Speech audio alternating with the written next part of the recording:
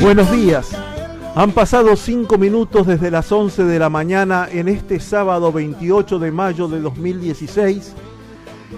Y aquí, en los estudios de FM en Tránsito en Castelar, municipio de Morón, provincia de Buenos Aires, Juan Sidawi nos dice que es momento propicio para comenzar una nueva emisión, la número 296 del programa del Defensor del Pueblo de Morón.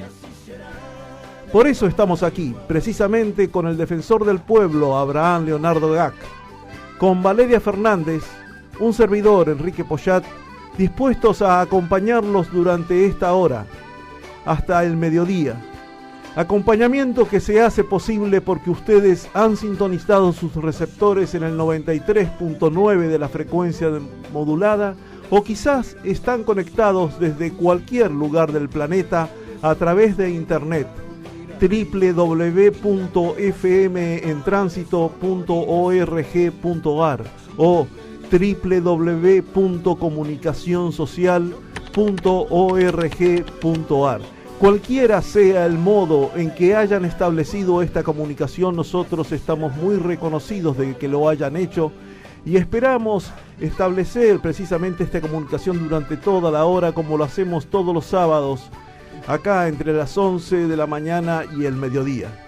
Comunicación que, como habitualmente lo hacemos, comienza con la palabra del Defensor del Pueblo. Buen día, Enrique, buen día, Valeria, buen día, Juan, buen día, vecinos, vecinas.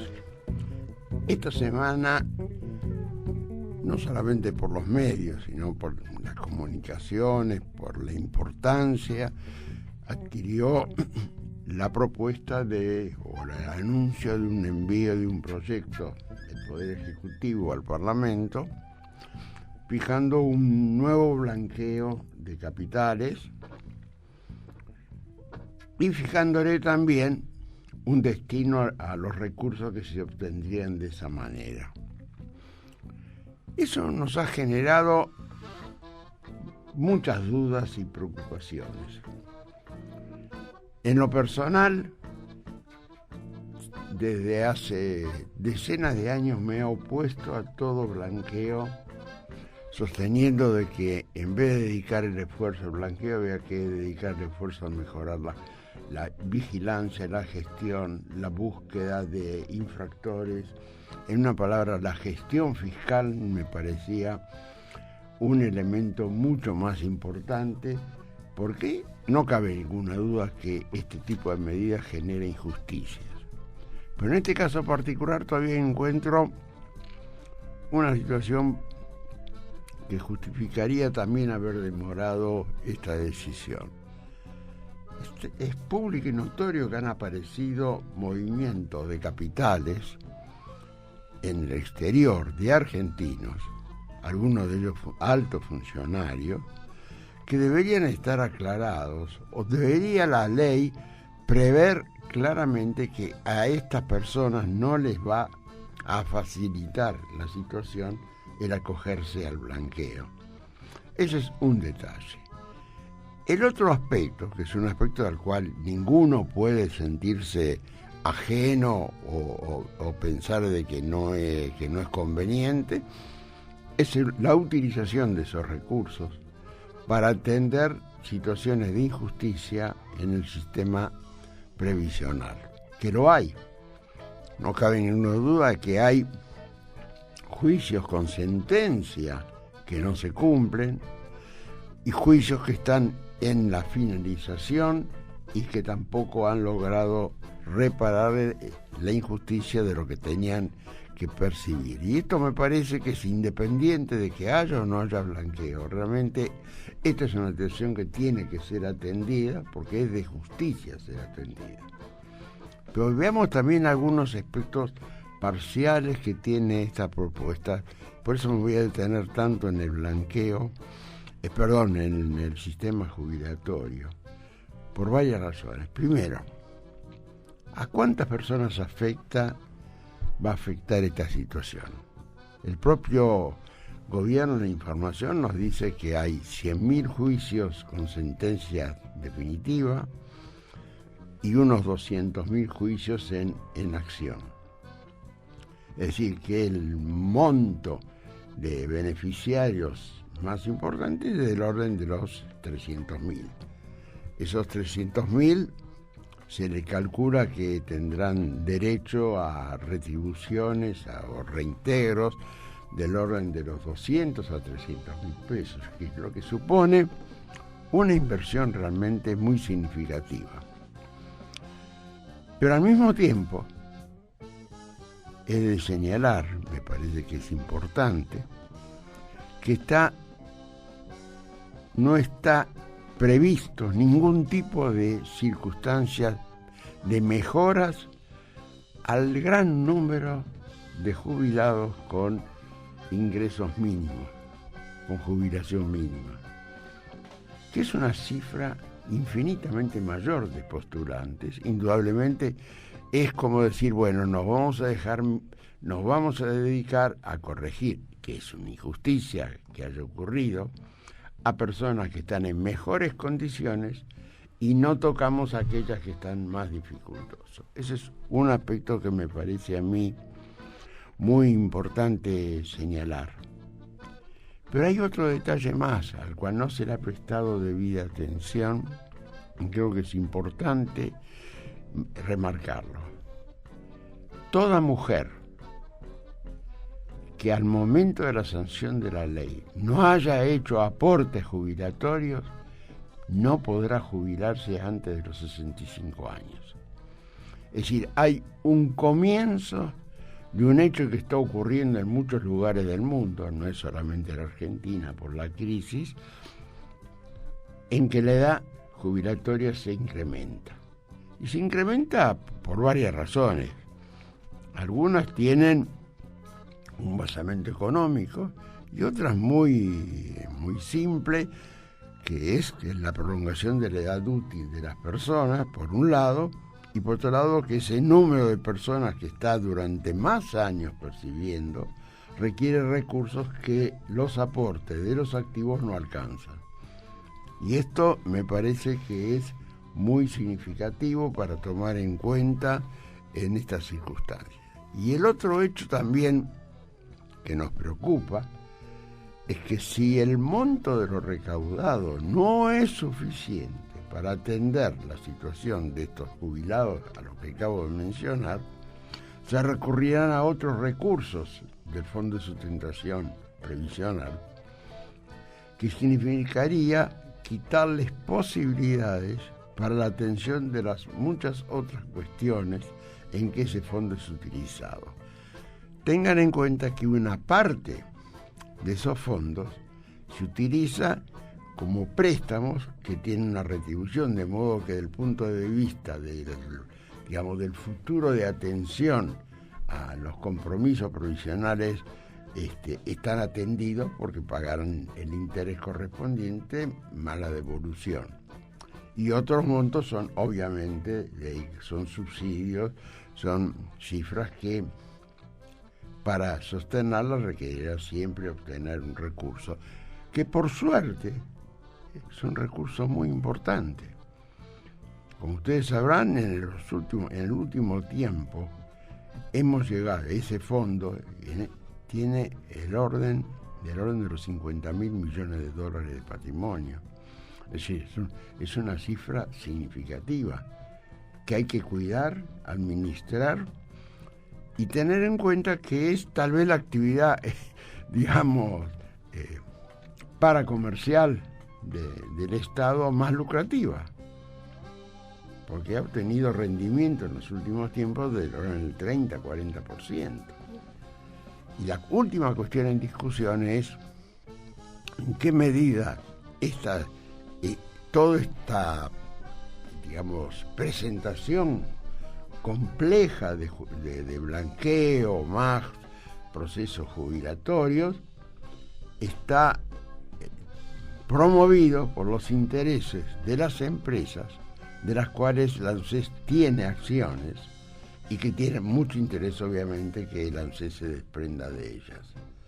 Ya ha habido algún tipo de reacción, el gobierno ha aclarado que no es intención, por lo menos inmediata, de realizar la venta de esas acciones. Y el otro argumento que también hay que desechar es que dice, para eso se votó una ley que requiere mayoría especial de 2/3, pero no se toma en cuenta que esta disposición es una ley que puede ser modificada por otra ley. De modo que mediante una ley uno podría disponer que en vez de los 2/3 de votos para disponer su venta sea simple mayoría, por ejemplo, o pase a ser, digamos, exclusivamente de posibilidad de que sea el propio Poder Ejecutivo el que lo haga. De modo que me parece que en esto hay que estar muy atentos. No nos podemos nos podemos entusiasmar sobre la posibilidad de terminar con realmente una deuda injusta, de no haber atendido sentencias, verse obligado a constantemente hacer apelaciones del ANSES con tal de no pagar para postergar el pago. Esas son cuestiones que deberían desaparecer y realmente deberían avergonzarnos que aún hoy tengamos todavía esos problemas. Pero ojo, no perdamos de vista también las consecuencias con respecto a otros servicios del Estado que pueden ser a lo mejor más prioritarios en un momento determinado. Muy bien, enseguida regresamos con el programa del Defensor del Pueblo. Tus derechos valen. Conocelos, defendelos. Y así será. Los sábados a las 11, el Defensor del Pueblo se comunica con vos. Hacé valer tus derechos. Con el Defensor del Pueblo, Abraham Leonardo Gac y su equipo de colaboradores. Hacé valer tus derechos. Todos los sábados a las 11 de la mañana por FM en Tránsito. www.defensoriamorón.gov.ar. Comienzo del espacio publicitario. La Defensoría del Pueblo de Morón es un organismo público y autónomo. Tiene como misión defender, proteger y promocionar los derechos e intereses legítimos, individuales y colectivos de los habitantes de Morón. La Defensoría queda en Bartolomé Mitre 877. Atiende de lunes a viernes de 8:30 a 15 y podés llamar al 0800-666-0957 o enviar un email a defensoría.consultas@morón.gov.ar. También seguinos en Twitter, @defensoríamorón. Todos los trabajadores tienen derecho a condiciones dignas y equitativas de labor. Jornada limitada, descanso y vacaciones pagas, retribución justa, salario mínimo vital y móvil, igual remuneración por igual tarea. Hacé valer tus derechos.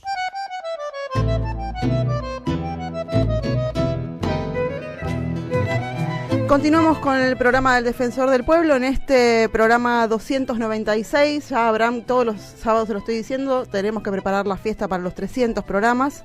Y en el día de hoy tenemos una entrevista... Voy a usar un término muy común, no hay presupuesto. Es verdad, tenemos recorte de presupuesto para fiestas. Pero haremos una fiesta, aunque sea económica. Haremos alguna torta en casa y la traeremos. Bueno, algo es algo, a la canasta. Exacto. Tenemos una comunicación muy interesante, decía, con el doctor Mariano Fusero, integrante de la Asociación de Pensamiento Penal, que entre otras cosas se dedica a dar una mirada diferente a la discusión de los nuevos paradigmas respecto a la despenalización de la droga, sobre todo a las políticas de reducción de daños, así lo llaman. Así que le vamos a dar los muy buenos días a Mariano en esta mañana. Hola, Mariano. Buenos días a todos. ¿Cómo estás? Muy bien, y bueno, queremos un poco escucharte cuál es esta mirada que tenés, que te hemos escuchado en otros medios de comunicación, respecto a las políticas de despenalización y el por qué, desde lo jurídico, sería necesaria esta despenalización, o al menos una parte, para la reducción de daños, ¿no? A ver, son políticas consecutivas que una lleva eventualmente a la posibilidad de efectuar bien una política de reducción de daños. Estamos hablando de la necesidad de abordar los temas con una diferente mirada, ¿no? Lo que se llama internacionalmente los nuevos abordajes en la política de drogas. Esto significa ver al consumidor como una persona, primero, que es un sujeto de derechos, que le competen todos los derechos reconocidos por nuestras leyes. Estamos hablando, por ejemplo, de la ley de salud mental, la ley de consumos problemático de sustancias, 2 leyes aprobadas recientemente por el Congreso Nacional, estamos hablando que datan de una fecha de 2010, la Ley de Salud Mental, 2014, la Ley de Consumos Problemáticos, y brinda todo un bagaje de protección al respecto del tratamiento y respeto que tiene que tener la persona usuaria de cualquier sustancia prohibida, y también de sustancias legales, ¿no? Como el alcohol, el tabaco, sustancias que pueden llevar a una mayor adictividad y toxicidad que las drogas prohibidas. Entonces todo ese bagaje de protección es lo que tiene que articularse en razón de mirar a esta persona no como una persona que es problemática para la sociedad, que eventualmente conlleva la relación esta que se hace sin basamento científico alguno de la relación de consumo de cualquier sustancia con el delito, bueno, etcétera. Brindar un bagaje más, un abordaje, mejor dicho, o sea, más objetivo, científico respecto a los efectos que causan las sustancias en cada una de las personas, en los contextos en que se desarrollan los consumos y demás. Este abordaje puede ser eventualmente, en los casos aquellos que sean un consumo problemático de las sustancias, un abordaje desde los sistemas de salud, ¿no? Pero nunca debe ser un abordaje del sistema represivo que causa mayores daños a la persona y a la sociedad en su conjunto que cualquier otro abordaje que podemos implementar, o sea, en el respeto a los derechos humanos de esta persona, como es eventualmente el abordaje de salud. ¿Por qué digo eventualmente? O sea, porque no todo consumo conlleva a un consumo problemático o un consumo que pueda eventualmente derivar en una adicción y demás, ¿no? El 10% recién de los consumidores de todas las sustancias prohibidas pueden desarrollar un consumo problemático, y eso por estadísticas de la ONU, ¿no? Entonces tenemos una situación de dividirlos a los conceptos y dividir los abordajes conforme si estas personas, o sea, desarrollaron algún consumo problemático o no, ¿no? No todo consumidor es adicto a eso vamos, no todo debe ser tratado como un adicto, ¿no? Esa es la propuesta. O sea, los dos abordajes, o sea, nosotros siempre fuimos implementando un abordaje represivo, ¿no? Lo que llamamos el prohibicionismo, ver al consumidor como un delincuente, etcétera. Ninguna persona que nosotros observemos y tratemos como un delincuente va a buscar ayuda a un centro de salud, ¿no? O sea, eso claramente por el miedo de ser criminalizado. Se autopercibe la persona también como un delincuente, entonces no busca ayuda. En el caso de que esa persona desarrolle un consumo problemático con la relación que tiene con la sustancia, eventualmente tiene el derecho de acceder a un centro de salud. Y nosotros lo que no tenemos que hacer es apartarlo de ese tratamiento. Entonces, ahí tenemos un abordaje que debe ser claramente el abordaje sanitario, pero que no se implementa en todos los casos, a eso me refiero, ¿no? O sea, hay muchas personas, el 90% de las personas que tienen una relación con una sustancia psicoactiva, ya sea legal o ilegal, que no desarrollan un problema de salud. Entonces, esa es la mirada, o sea, puntualmente que tenemos que empezar a debatir claramente en nuestro país, porque tenemos unas leyes más retrógradas, o sea, anacrónicas respecto al abordaje en materia penal de los consumidores. Los seguimos viendo como criminales, más allá de lo que hayan dicho. O sea, la Corte Suprema lo viene diciendo hace 30 años, desde un fallo Basterrica en 1986, y lo repitió en el 2009 en el fallo Arriola, diciendo que al consumidor no se lo debe ver como un criminal y eventualmente se lo tiene que tratar dentro de los centros de salud. A eso es lo que vamos, y a eso es lo que llamamos despenalizar las conductas relacionadas al consumo, que es un abordaje diferente a lo que podemos empezar a hablar de regulación de sustancias, ¿no? O sea, la estrategia de despenalización va claramente sobre las conductas humanas, que es, por ejemplo, tener una sustancia prohibida, cultivar, o sea, lo que llamamos el autocultivo de cannabis, lo que es consumir con trascendencia pública, bueno, toda conducta de consumo, o sea, debería estar despenalizada, lo que llamamos no criminalizar al usuario. Y después las estrategias de regulación van sobre la sustancia, que ahí tenemos, por ejemplo, el ejemplo de Uruguay. Tenemos 24 estados en Estados Unidos que regularon el cannabis para uso medicinal, 4 estados en Estados Unidos que regularon el uso de cannabis para fines recreativos y medicinales también, obviamente. Bueno, entonces la estrategia de regulación va sobre la sustancia, y estratégicamente se empieza por determinadas sustancias que son de mayor consumo, como es el tema de cannabis, que mayor investigación científica hay sobre sus efectos y la dañosidad individual que pueda llegar a causar. Bueno, diversas razones que simplemente es una cuestión de estrategia para empezar a regular determinadas sustancias y sacárselas de manos del narcotráfico, que es lo que se pretende, ¿no? Claro, claro. Regularlos totalmente y que no lo siga regulando de manera mafiosa el narcotráfico, ¿no? Buen día, doctor. Buen día. Primero le agradezco su intervención, me parece muy útil. El comentario que le quería hacer llegar era que estas políticas de reducción de daño no son muy nuevas. Hace muchos años que en todo el mundo preocupa cómo atender esta situación. Yo recuerdo que hace no menos de 10 años atrás publiqué en una revista que dirigía un ejercicio, un sistema instalado en la ciudad de París, que mediante un trabajo social realmente importante, con la intervención del comisario de la zona, de los vecinos, de funcionarios públicos, establecieron la posibilidad de tener en el barrio, en un barrio de la ciudad de París, tenían una provisión. En esa época el tema del SIDA era muy grave.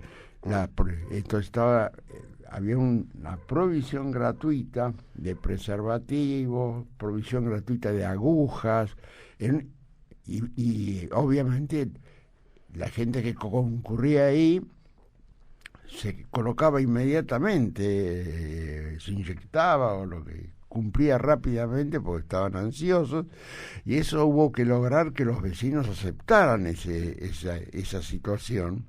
Y creo que fue muy importante para reducir justamente esta situación que usted marcaba muy hábilmente. Realmente el que es adicto de alguna medida, que no que sea gravemente adicto, de todo modo, sí, no consumidor, ¿no? La idea es empezar a llamarlo... Sí, tampoco no concurre a los servicios médicos por esta misma razón, porque se considera como si fuera un delincuente, cuando en realidad esto es una situación que debe ser encarado desde el punto de vista de la salud y no desde el punto de vista de lo penal, ¿no? Sí, la estigmatización del consumidor, como decía Mariano, que no solamente se le da un estigma social, sino que, como bien decía, hay algunas personas que están detenidas, ¿no, Mariano, por tener una planta de marihuana en su casa, digamos, que tiene que ver con una situación privada. Bueno, ustedes están en la provincia de Buenos Aires y es una de las provincias que tienen mayor índice de criminalización de los usuarios, ya sea por el delito de tenencia para consumo personal, que básicamente es poseer una sustancia como conducta necesaria previa, anterior al desarrollar el consumo, ¿no? Yo no puedo consumir una sustancia si no la tuve previamente. Claro. Así como no pude, no sé, consumir una botella de alcohol si no fui a comprarla al almacenero o al supermercado. Algo tan básico como eso, o sea, no prohibimos, o sea, el consumo, pero sí prohibimos esa conducta de tenencia para el consumo. Claro. Y en Buenos Aires, o sea, es tremenda el índice de criminalización a partir de lo que fue en el año 2005, la ley de desfederalización, por ejemplo, como uno observa las estadísticas de Buenos Aires y aumentaron mucho, o sea, como 200%, la cantidad de casos por criminalización a los usuarios de drogas, y disminuyen el caudal de casos de narcotráfico, ¿no? O sea, claro, una política totalmente inversa a lo que debería pasar, o sea, enfocar los recursos estatales, económicos, humanos, los recursos policiales, los recursos de la justicia, etcétera, o sea, enfocarlos a la represión del crimen organizado y no a un usuario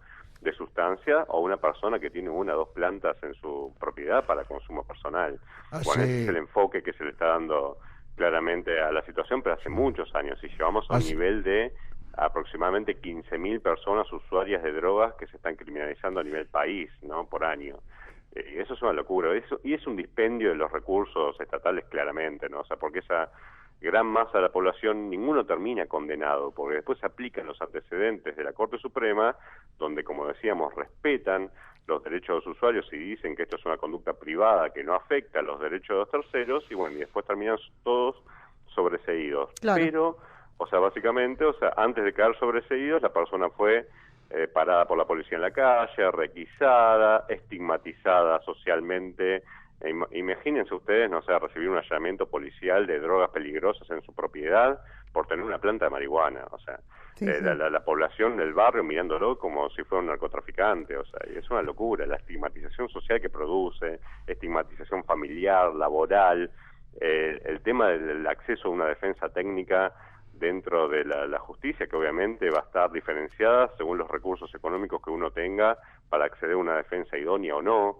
Claro. Bueno, todo ese proceso es una locura, pero que estamos desarrollando hace muchísimo tiempo. Nuestra última Mariano, ley de drogas data sí. de 1989, ¿no? Claro. Hace muy pocos días, por una radio, escuché una mamá que tenía un hijito, hacía ya tiempo, el chiquito había crecido, con una enfermedad que le hacía que tuviera más de 100 convulsiones diarias.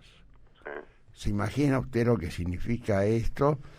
Ese chico prácticamente queda fuera de la circulación y posibilidad de crecimiento futuros.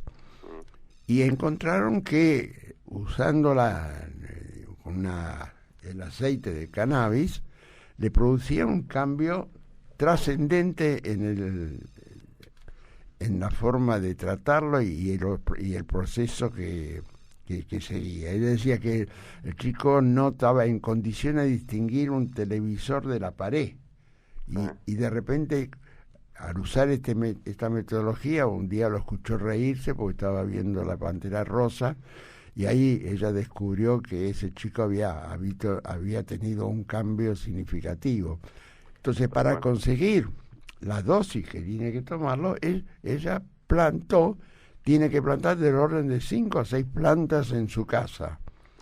Y esto, como usted muy bien señala, puede ser considerado como una violación y ser enjuiciado.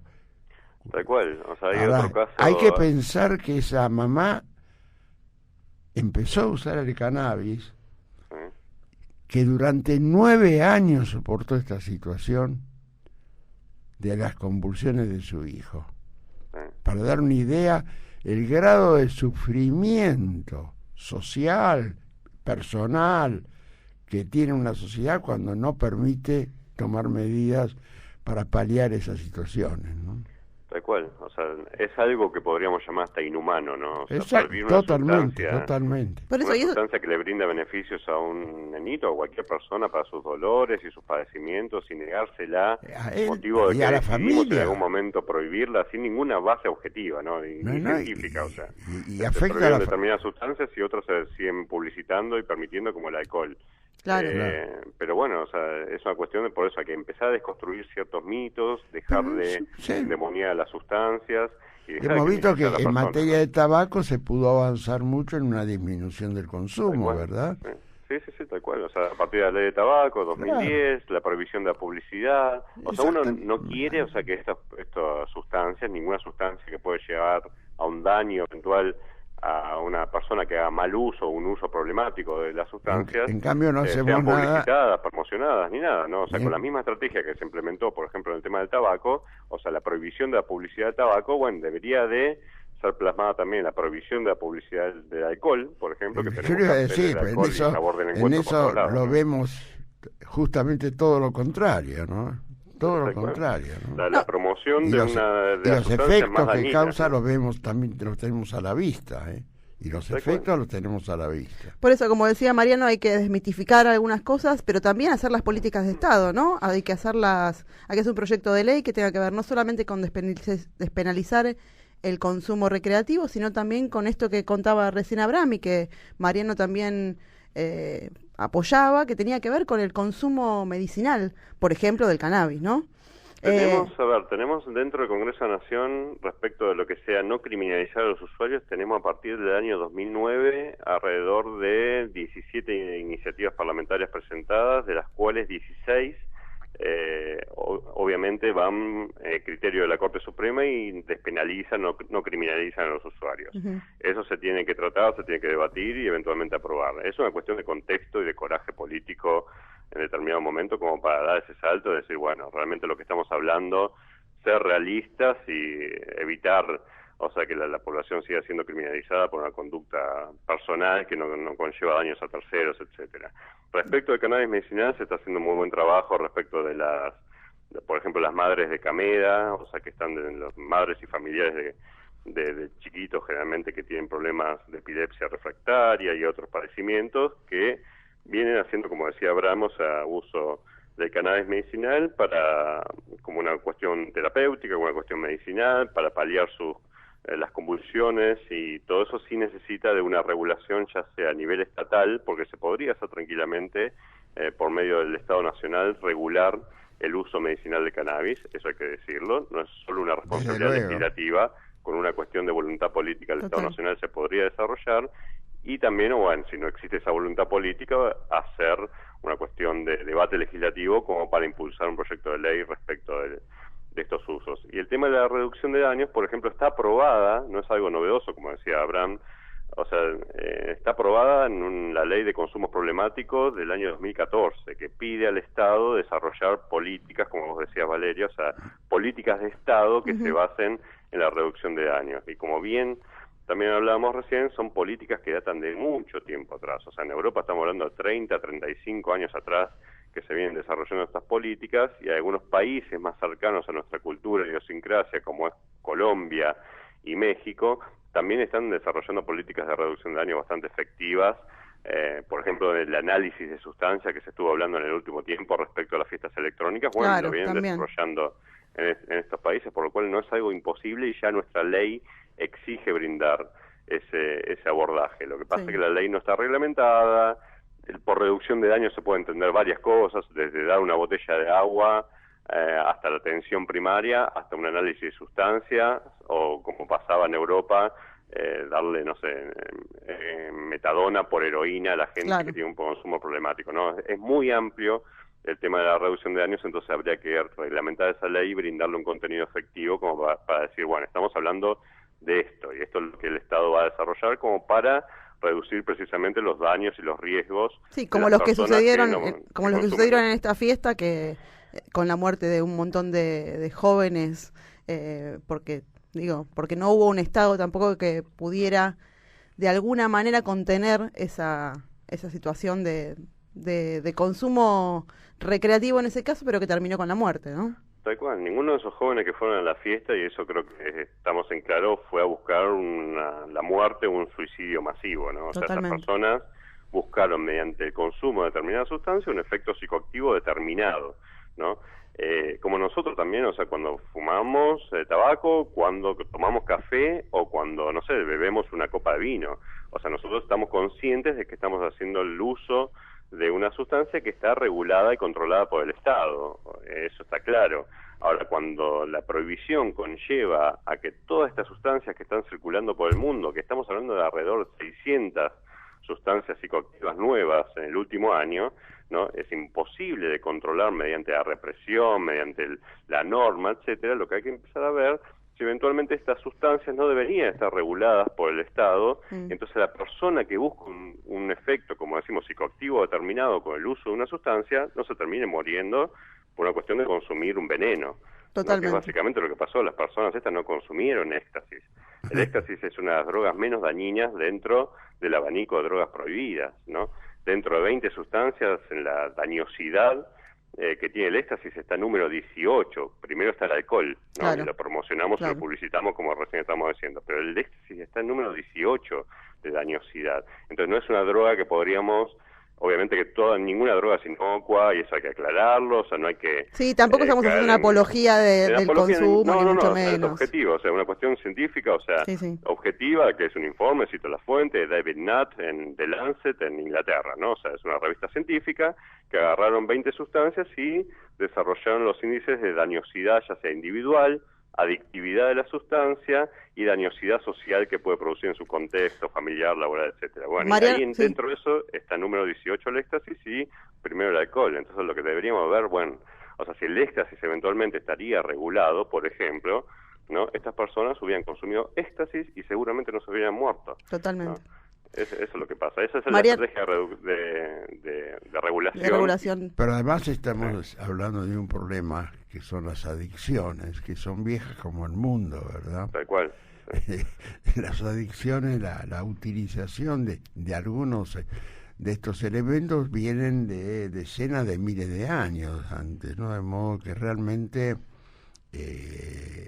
comprender que lo que estamos haciendo ahora simplemente es ir sacando a la luz algo que existió y existe, solamente que ahora adquirió dramaticidad especial por la agresividad que representa y la extensión, ¿no? Mariano, te vamos a agradecer profundamente esta comunicación, se nos va el tiempo, pero te comprometemos a volver a tener una comunicación en poco tiempo para seguir conversando sobre estos temas que interesan a todos los ciudadanos y que tienen que ver con políticas públicas que hay que implementar para justamente que no se mueran más pibes, ni tampoco que haya detenidos por una planta de cannabis.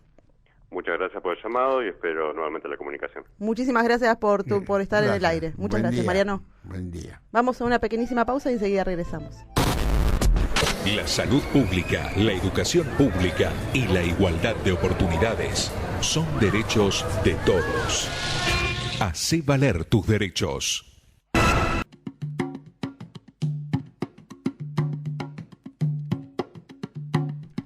Y regresamos al aire de este programa 296 del 28 de mayo para escuchar la columna habitual de Enrique Pochat, hoy intitulada Fragmentos.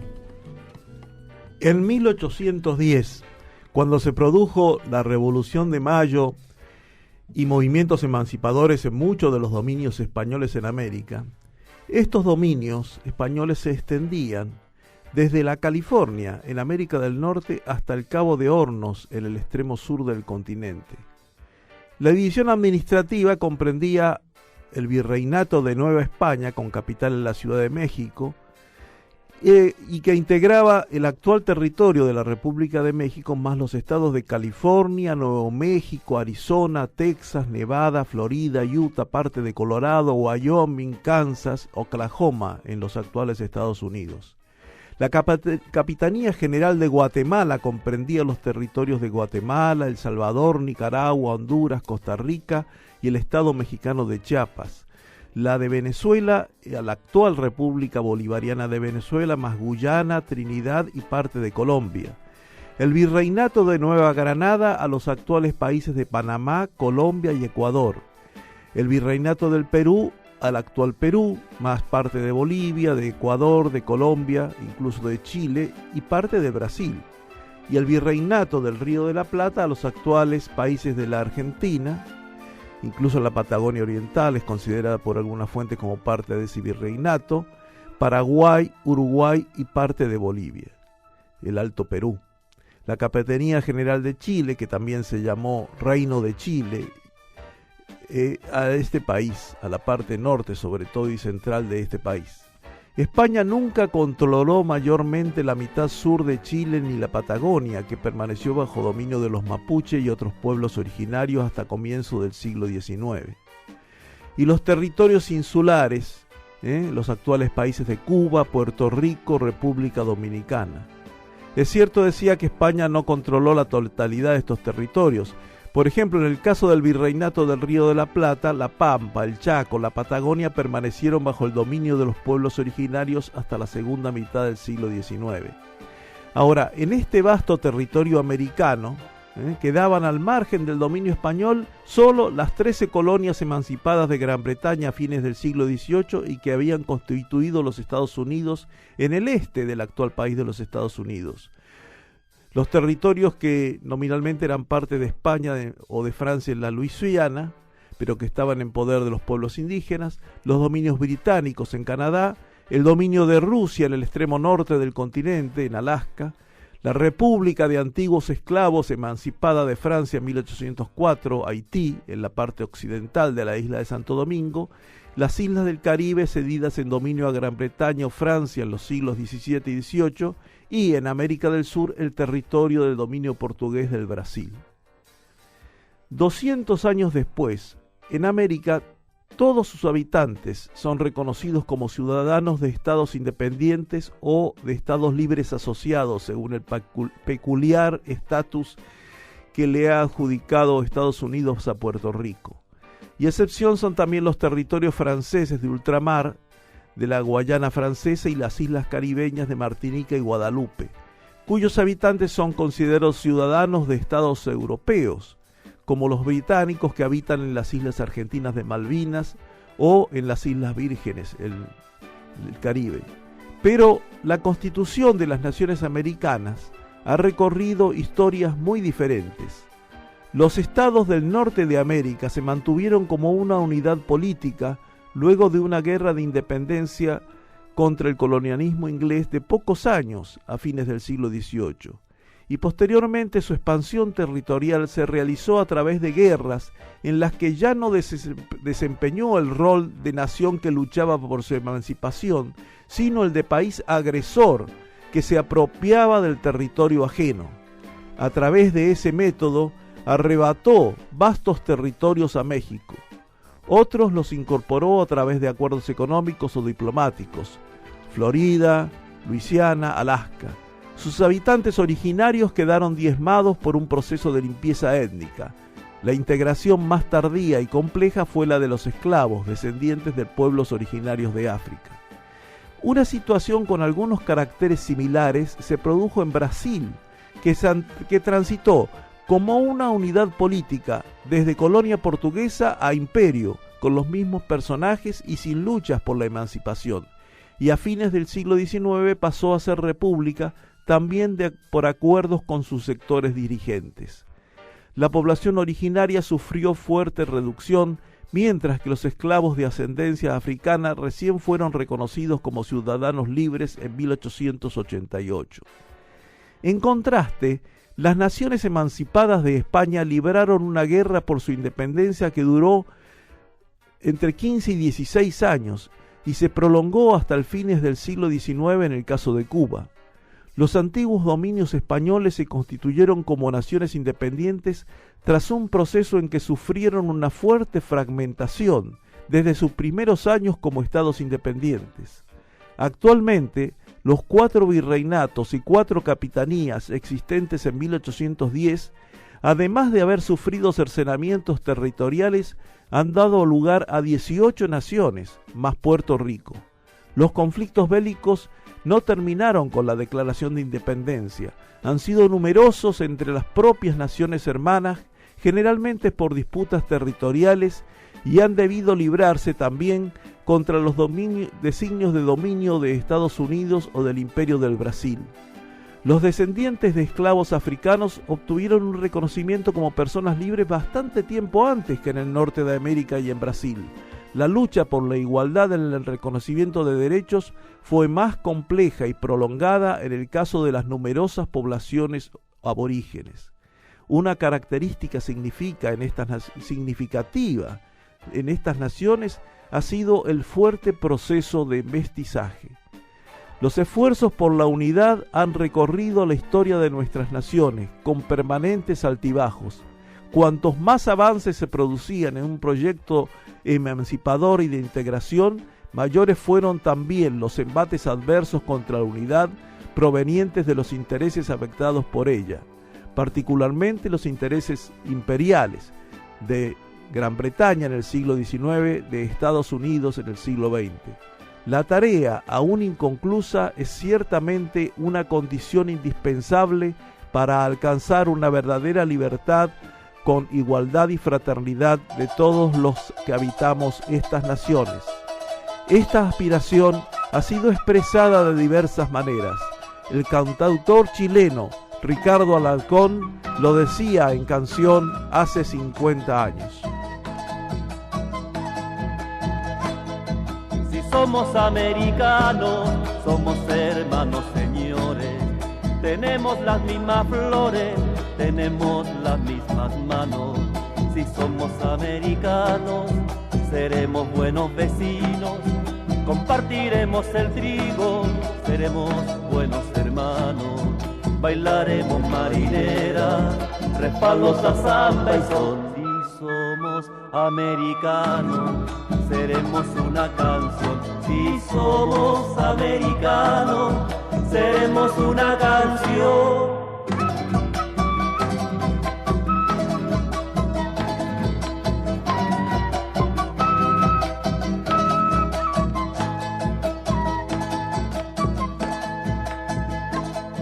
Si somos americanos, no miraremos fronteras, cuidaremos las semillas, miraremos las banderas. Si somos americanos, seremos todos iguales. El blanco, el mestizo, el indio y el negro son como tales. Bailaremos marinera, refalosa, samba y son. Si somos americanos, seremos una canción. Si somos americanos, seremos una canción.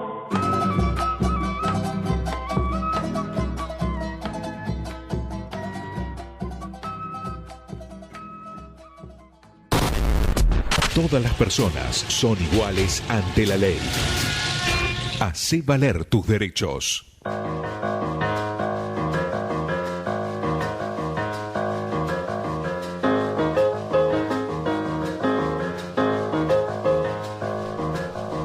Y acá estamos ya 11:57 de esta mañana, de este sábado 28 de mayo. Vamos a contarles un poquito algunas cosas que va a haber este fin de semana acá en la zona.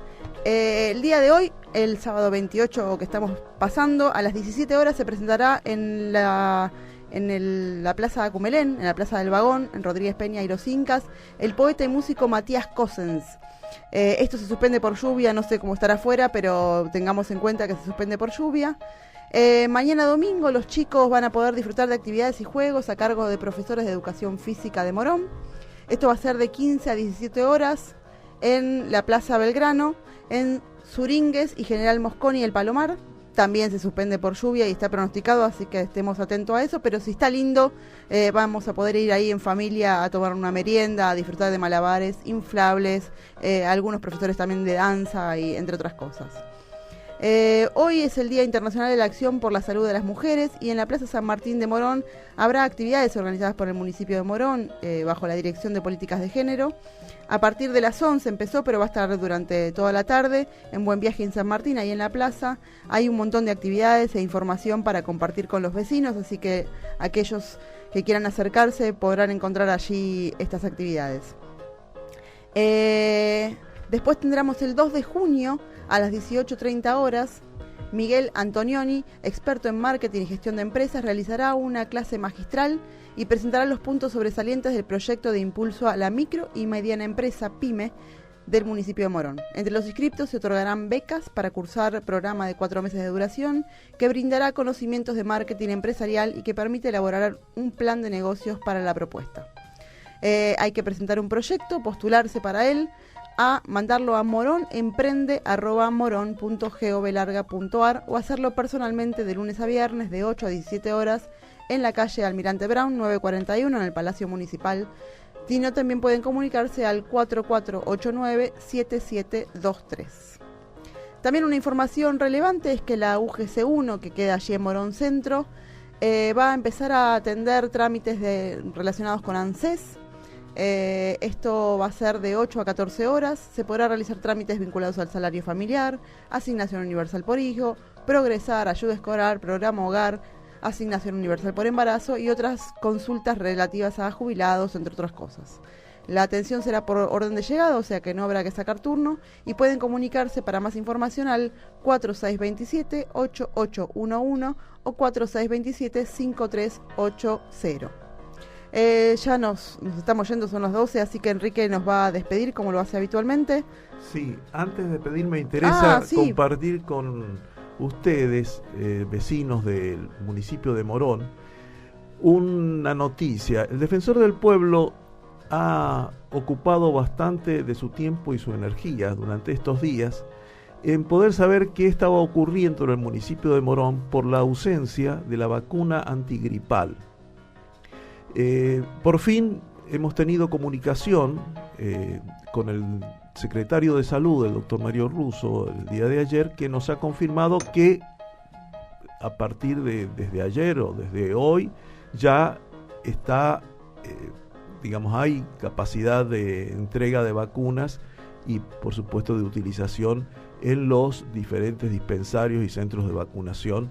Incluso agregó como dato adicional que en la semana entrante, en diversos lugares, va a haber 3 trailers fortaleciendo esta campaña de vacunación que sufría dificultades precisamente por la ausencia de vacunas. Parecía importante compartirlo. Sí, fundamental, la verdad que muy importante la información porque atañe a niños y personas mayores. Bien, y bueno, la actividad del Defensor del Pueblo continúa durante toda la semana, porque este servicio es de los sábados, pero durante toda la semana, de lunes a viernes, entre las 8 de la mañana y las 3 de la tarde, el Defensor del Pueblo, Abraham Leonardo Gac, y su equipo de colaboradores, estamos en la sede de la Defensoría del Pueblo en Bartolomé Mitre 877 en Morón, para atender tu consulta, tu pedido de orientación, tu denuncia de la mejor manera posible. Consulta, pedido de orientación, denuncia, que también se puede hacer llegar por teléfono a la línea gratuita del Defensor del Pueblo, 0800-666-0957, o por correo electrónico a defensor@defensoriamoron.gov.ar. También hay un modo de comunicación de las denuncias o las consultas en la página web de la Defensoría Nuestra página web, que es www.defensoriamoron.gov.ar. Allí tenemos varias secciones para que puedan mirar, incluida la de una sección de consultas y reclamos. Y a estos modos de comunicación se suman también las atenciones en diversos lugares de Morón. Los martes de 9 a 12 en el Centro de Jubilados Santa Rosa de Fray Botaro 3736 en Castelar Sur. Los jueves en el mismo horario de 9 hasta el mediodía en el Centro de Jubilados San Juan de Miró 2860 en Morón Sur. Y los viernes de 9 a 12 en la Sociedad de Fomento Cultural y Deportiva Intendente Agüero, ubicada en Osanam 1875 de Morón Sur. Entonces, en la sede central, en cualquiera de estas sedes o centros descentralizados, por teléfono o por correo electrónico o a través del lugar de consultas de contacto en la página web, se pueden hacer llegar y establecer comunicación con el Defensor del Pueblo de Morón. Defensor del Pueblo, Abraham Gac, que se despide en este momento al terminar esta audición, lo mismo que hace Valera Fernández. Lo hago yo en nombre de ellos y en nombre mío personal. Juan Sidawi también se une a nuestros saludos y a nuestro deseo de que tengan una feliz semana. Pero él continúa. Pero él continúa. Él continúa. De encuentro familiar, de trabajo por la paz y la justicia. Hacé valer tus derechos. Con el Defensor del Pueblo, Abraham Leonardo Gac y su equipo de colaboradores. Comienzo del espacio publicitario.